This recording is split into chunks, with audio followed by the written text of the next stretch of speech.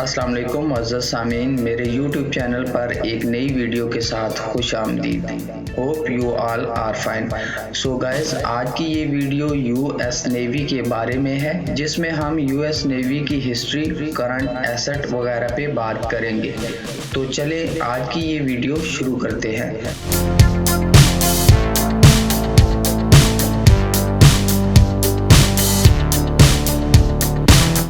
United state navy यानी यूएसएन United state armed forces की maritime service branch है, जो दुनिया के तमाम ममालिक में सबसे बड़ी और सबसे ताकतवर नेवी है।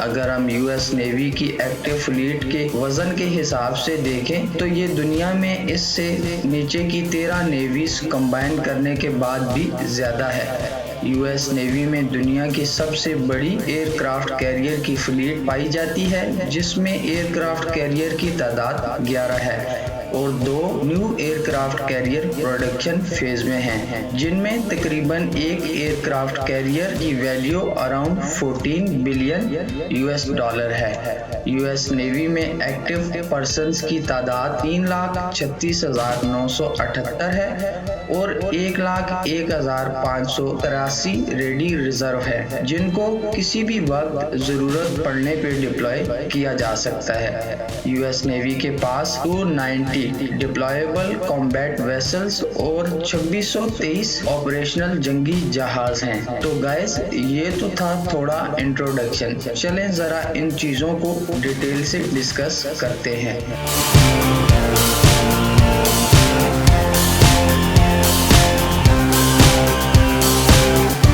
सबसे पहले हम यूएस नेवी की हिस्ट्री को देख लेते हैं।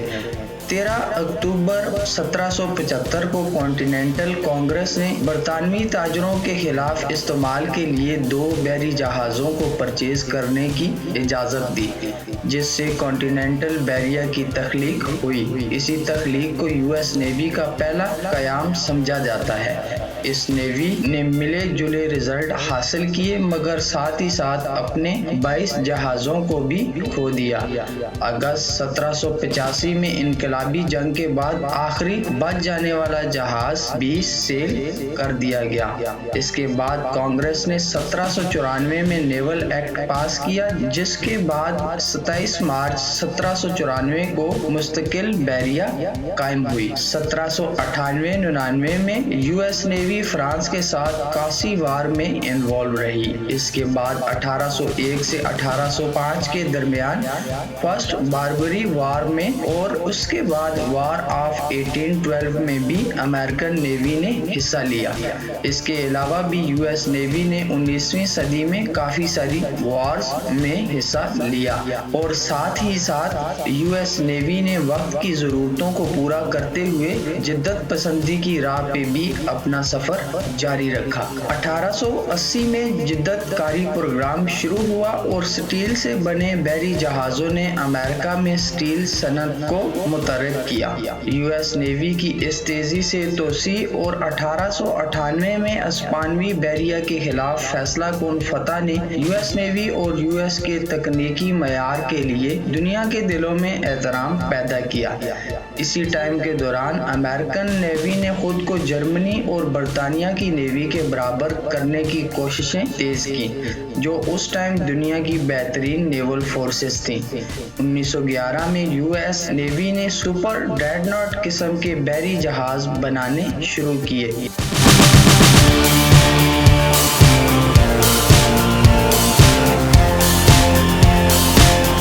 जिन्होंने आखिरकार अमेरिकन नेवी को उस टाइम की बेहतरीन बरतानियन नेवी के बराबर किया। 1911 में ही अमेरिकन नेवी ने अपना पहला एयरक्राफ्ट कैरियर बनाया। पहली जंग अजीम के दौरान यूएस नेवी ने अपने वसाइल का ज्यादातर हिस्सा अमेरिकन फोर्स के लाखों सिपाहियों और मैरीन्स की हिफाजत और उनकी जहाज रानी में सर्फ किया और क्रूजर और ट्रांसपोर्ट फोर्स के साथ मिलकर बहर अखनूस के पार जंगी सामान पहुंचाया। इसके साथ साथ माइंस बिछाने पर भी काम किया गया। वर्ल्ड वॉर 2 के स्टार्ट से पहले तक यूएस नेवी बहुत ताकतवर नेवी बन चुकी थी। इसी खतरे को देखते हुए जापान ने 7 दिसंबर 1941 को पर्ल हार्बर पर हमला किया, जिससे अमेरिका दूसरी जंग अजीम का हिस्सा बना। जंग का हिस्सा बनने के बाद यूएस नेवी ने बैरल थिएटर में काबिल जिक्र पेशेवराई हासिल की, जिसने अलाइड फोर्सेस के कामयाब ऑपरेशन आइसलैंड होपिंग में अहम किरदार अदा किया। इसके अलावा यूएस नेवी ने दूसरी जंग अजीम में बहुत सी अहम लड़ाइयों में हिस्सा लिया, जिनमें बहरे मरजान की लड़ाई, मिडवे की लड़ाई, सोलोमन जज़ायर की मुहिम, फिलिपाइनी समंदर की लड़ाई, खलीज लेटे की लड़ाई और ओकिनावा की जंग शामिल है। 1943 तक यूएस नेवी का हुजम दूसरी जंग अजीम में तमाम लड़ाका ममालिक के मुश्तरका बहरी जहाज़ों के बेड़े से बड़ा था। जब जंग खत्म हुई तो यूएस नेवी ने तब तक अपनी फ्लीट में 18 एयरक्राफ्ट कैरियर और 8 बैटलशिप्स को ऐड कर लिया था, और उस टाइम तक यूएस के पास तकरीबन सारी दुनिया के 70% नेवल एसेट थे।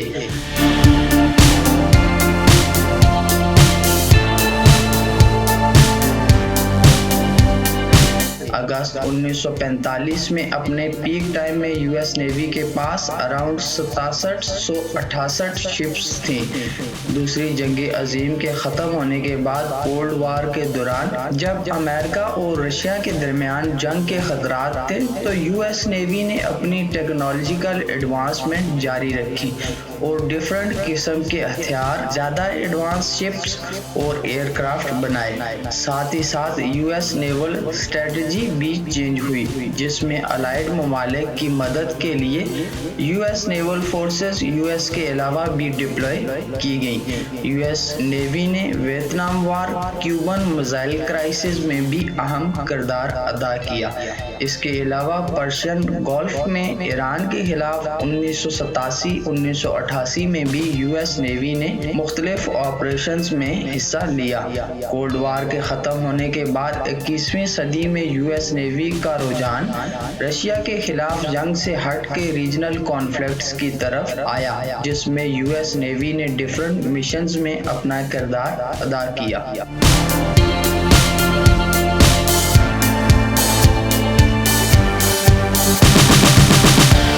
जिसमें काबिल जिक्र operation enduring, operation Iraqi freedom and war on terror शामिल है। तो गाइस, ये तो थी थोड़ी यूएस नेवी की हिस्ट्री और इसके ऑपरेशंस जिसमें यूएस नेवी ने हिस्सा लिया।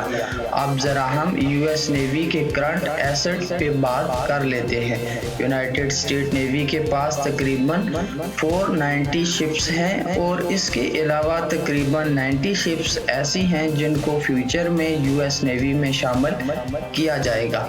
एक्टिव शिप्स में काबिल जिक्र यूएस नेवी के 11 एयरक्राफ्ट कैरियर है, जो कि बाकी दुनिया के एयरक्राफ्ट कैरियर से ज्यादा एडवांस, और बाकी दुनिया में किसी मुल्क के पास इतने एयरक्राफ्ट कैरियर नहीं है। इसके अलावा यूएस नेवी के पास तकरीबन 2 दर्जन के करीब फ्लैग डेक शिप भी है, जिनको भी हम एयरक्राफ्ट कैरियर कह सकते हैं। यूएस नेवी के पास 68 submarines, 115 surface competent, 8 mine warfare ships, 29 logistic ships, 33 fleet ships काबिले जिक्र हैं।